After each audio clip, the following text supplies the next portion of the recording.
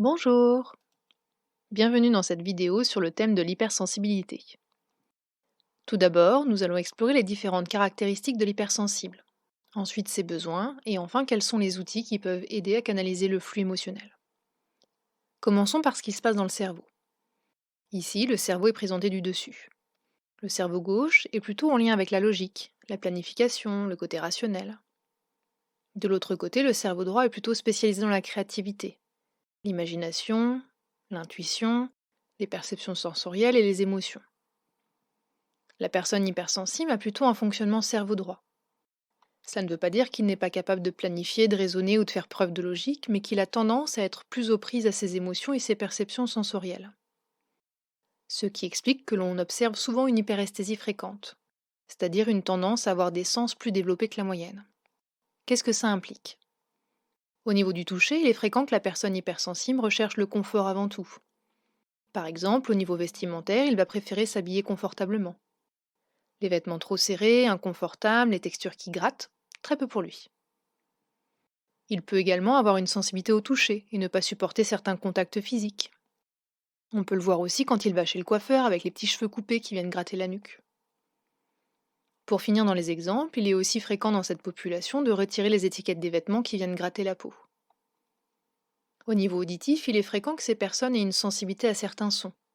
Par exemple, il est habituel pour ces personnes d'être capables de suivre deux conversations en même temps, de discuter avec quelqu'un, et en même temps d'entendre d'une oreille la conversation d'à côté sans chercher à l'écouter.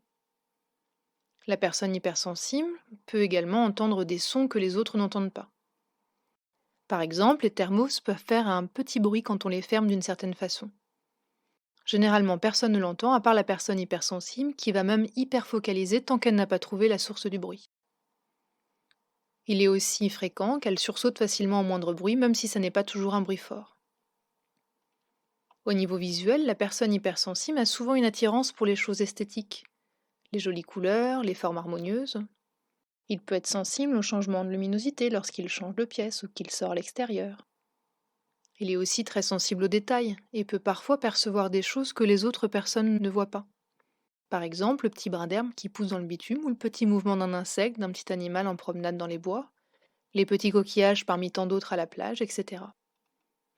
Au niveau du goût, l'hypersensible peut avoir des dégoûts particuliers pour certaines saveurs ou au contraire adorer d'autres. Il peut être aussi sensible à certaines textures. On le voit d'ailleurs très souvent chez les enfants au moment du passage entre le lait et les purées, puis des purées vers les morceaux.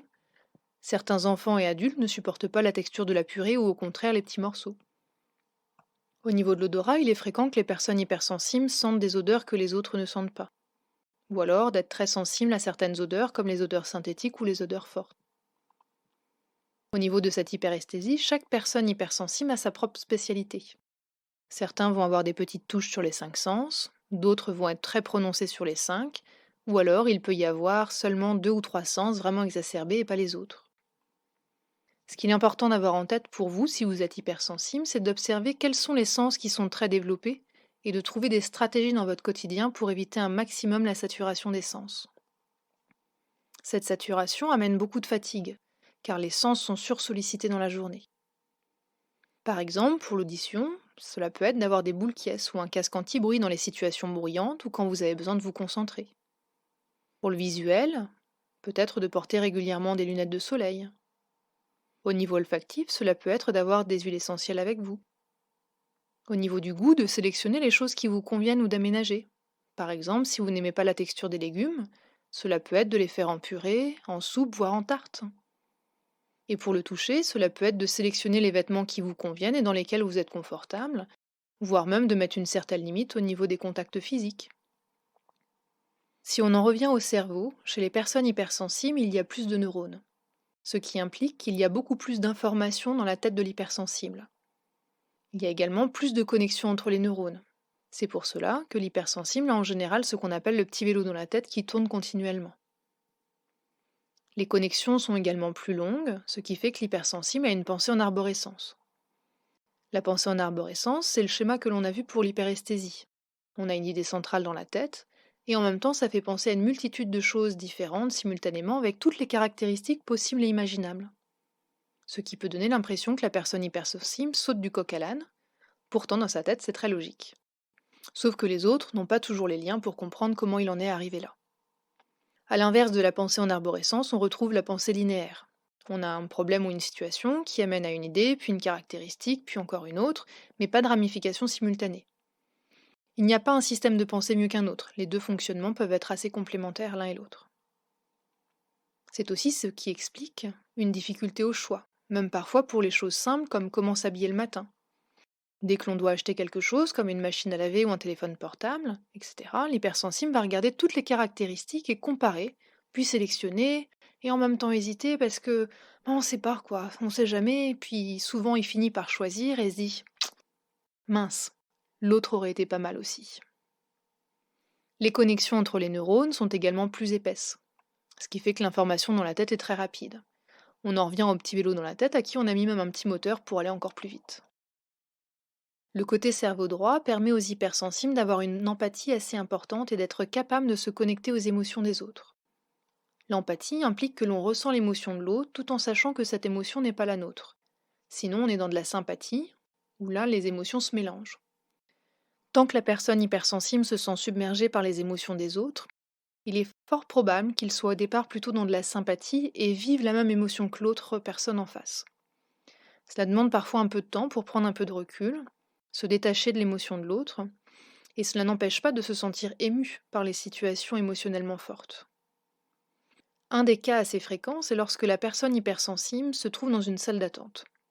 Au départ, elle se sent bien, et d'un coup se sent mal sans savoir pourquoi. Cela peut être parce qu'elle s'est connectée sans le vouloir à quelqu'un dans la salle d'attente qui ne se sent pas bien et qu'elle a chopé l'énergie émotionnelle de la personne. Cette particularité cerveau droit explique aussi le côté idéaliste et utopiste de l'hypersensible. L'hypersensible est également très exigeant envers lui, et parfois envers son entourage. Il a une légère tendance à la recherche de perfection.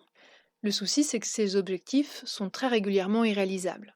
Il est donc nécessaire de travailler à revoir à la baisse certaines exigences pour fixer un objectif réaliste et ensuite penser à des étapes pour sa réalisation.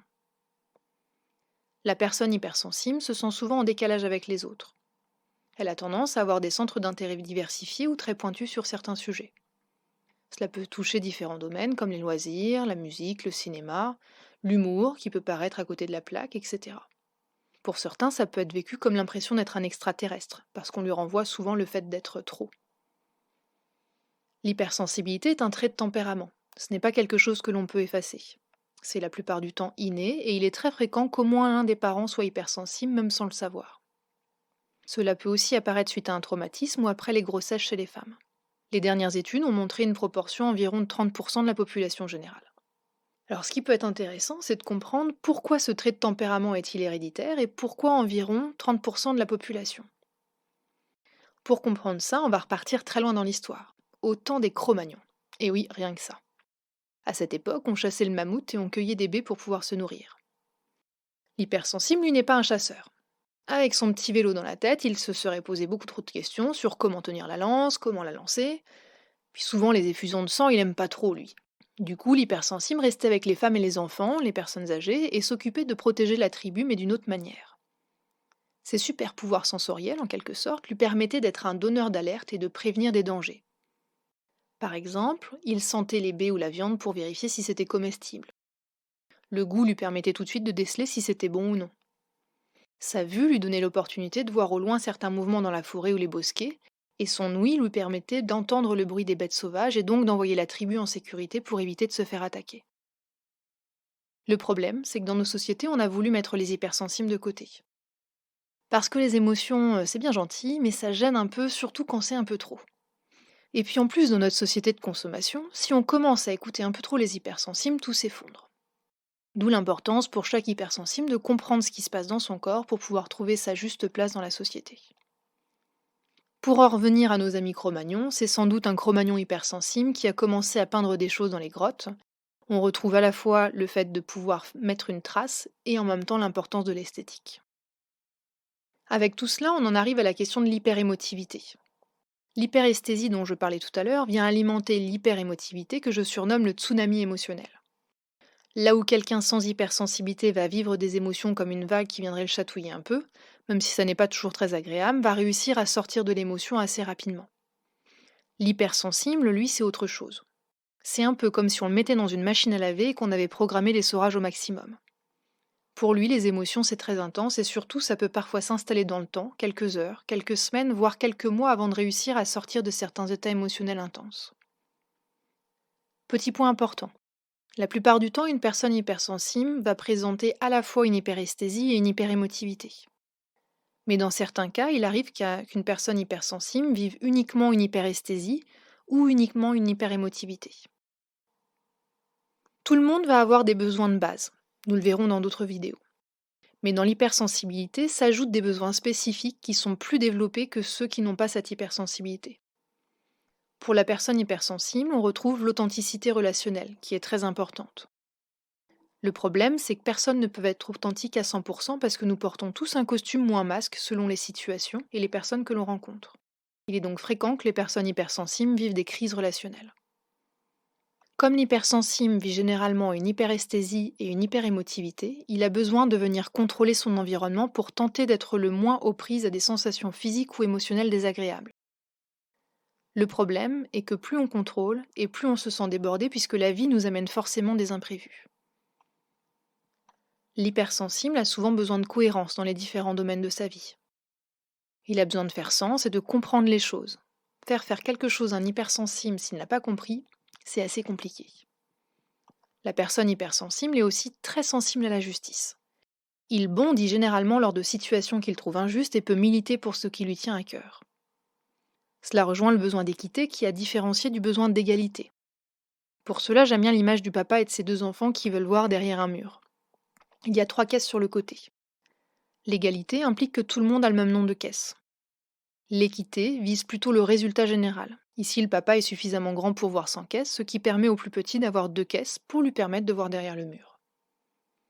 Pour finir sur les besoins, l'hypersensible a souvent besoin de beaucoup d'affection. C'est d'ailleurs assez fréquent pendant les études que l'hypersensible puisse être en échec dans certaines matières parce que le lien ne se fait pas bien avec l'enseignant. Maintenant que le profil d'hypersensible est plus clair, voyons comment aller mieux. La première étape, c'est de reconnaître son hypersensibilité. Pour cela, c'est déjà de voir si les différentes caractéristiques vous parlent. Si vous cochez la plupart des cases, c'est sans doute que vous avez un profil d'hypersensibilité.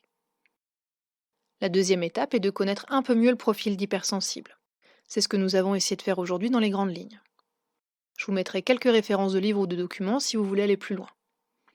La troisième étape, c'est d'apprendre à se connaître soi et de se constituer un mode d'emploi, parce qu'on a tous une hypersensibilité différente. Une fois cela fait, c'est d'apprendre à respecter son rythme et ses besoins. L'hypersensible a vraiment besoin de ça pour pouvoir éviter de sombrer au niveau émotionnel. Ce sont des candidats tout trouvés pour le processus de burn-out, les crises d'angoisse ou d'éléments dépressifs et autres. Pour respecter son rythme, il me semble être important de connaître son profil pour se ressourcer. Dans la population, nous avons les introvertis, les extravertis et les ambivertis. Chez les hypersensibles, les études montrent environ 70% des hypersensibles plutôt introvertis contre 30% d'extravertis. La définition que je donne de l'introverti, c'est que pour se ressourcer, il a besoin d'être dans sa bulle au calme. Au contraire, l'extraverti a besoin d'être en contact avec d'autres personnes pour pouvoir se ressourcer et se recharger. Cela implique que l'introverti a plutôt tendance à appréhender les situations générales dans la vie, alors que l'extraverti a plutôt tendance à s'exposer au niveau relationnel. Si on prend la stimulation moyenne nécessaire pour pouvoir être efficace dans ses activités quotidiennes, l'introverti a tendance en général à être dans une surstimulation constante. C'est en venant se ressourcer dans sa bulle qu'il vient descendre au niveau stimulation pour permettre d'être efficace dans ce qu'il fait. De l'autre côté, l'extraverti est lui en sous-régime, et il a besoin de venir se recharger en étant en contact des autres pour pouvoir être optimal dans sa stimulation générale.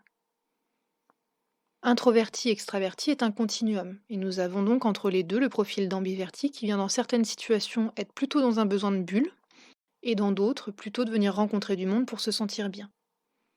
Le fait de savoir dans quel profil nous nous situons permet de répondre à notre besoin général et de venir prendre soin de soi. Là où la société nous pousse plutôt à consommer et à valoriser plutôt le côté extraverti dans le fait de sortir, d'aller boire un verre, d'aller au cinéma, etc., ou au contraire des moments où on valorise l'hyperconnexion sur les réseaux sociaux qui ne permet pas aux extravertis de se recharger car le contact est virtuel, ou pour les introvertis offre une fausse bulle de ressources car sans arrêt connecté à tout, il est donc nécessaire simplement de s'écouter et de voir ce qui est le plus juste pour soi au moment où l'on a besoin de se ressourcer. C'est également important de commencer à ouvrir la porte aux ressentis physiologiques, pour ensuite apprendre à reconnaître ses émotions. C'est en agissant sur les besoins en lien avec les émotions que l'on peut apprendre à accueillir différemment ses ressentis et surtout les accompagner pour s'apaiser. Et pour aller mieux, c'est aussi piocher dans la boîte à outils thérapeutique. Et là, il n'y a pas de secret. Nous avons l'activité sportive qui permet de se décentrer de ses ressentis désagréables et surtout avoir une dépense physique. La créativité, c'est pour moi la clé la plus importante pour gérer l'hypersensibilité. Ce n'est pas pour rien que les grands artistes sont aussi de grands hypersensibles. On peut avoir des gens talentueux dans leur art, s'il n'y a pas d'émotion derrière, ça reste juste de la bonne technique. Dans la créativité, c'est très large. On y retrouve tout ce qui est autour du dessin, de la peinture, la musique, la couture, le macramé, tout ce qui peut être dans la création, comme l'innovation, les projets qui demandent aussi de sortir des chemins battus, etc. La créativité permet de sortir de soi l'émotion et d'en faire quelque chose. La respiration, où l'on retrouve entre autres la cohérence cardiaque. La respiration carrée ou toute autre méthode de respiration qu'on peut retrouver dans d'autres méthodes. La méditation. Et là, ce qui est important, c'est de ne pas vous arrêter au premier audio entendu, mais de tester différents types de méditation. Il y en a des courtes ou des longues, etc., etc. La visualisation, avec notamment l'idée de la bulle de protection, ou toute autre image, comme l'armure lumineuse, le château fort autour de soi, où l'on peut gérer l'ouverture plus ou moins importante. L'ancrage de ressources. Cela peut être l'image de l'arbre ou bien simplement de choisir une ressource, comme la sécurité, le bien-être, etc. La lithothérapie peut aider si vous êtes sensible à cela. Certaines pierres, comme la pierre de lune par exemple, peut capter les énergies négatives autour de vous. Cela demande de la nettoyer régulièrement. Et le mieux est d'aller en parler avec quelqu'un qui vend des pierres, qui peut vous guider sur celle qui sera la plus juste dans votre situation. L'auto-hypnose peut aussi aider. La sophrologie qui utilise le même état de conscience modifié que l'auto-hypnose. L'EFT qui est un outil de libération émotionnelle dont nous parlerons dans une autre vidéo. Et il est possible de trouver d'autres outils avec d'autres professionnels qui aident également à se sentir plus apaisé dans son quotidien.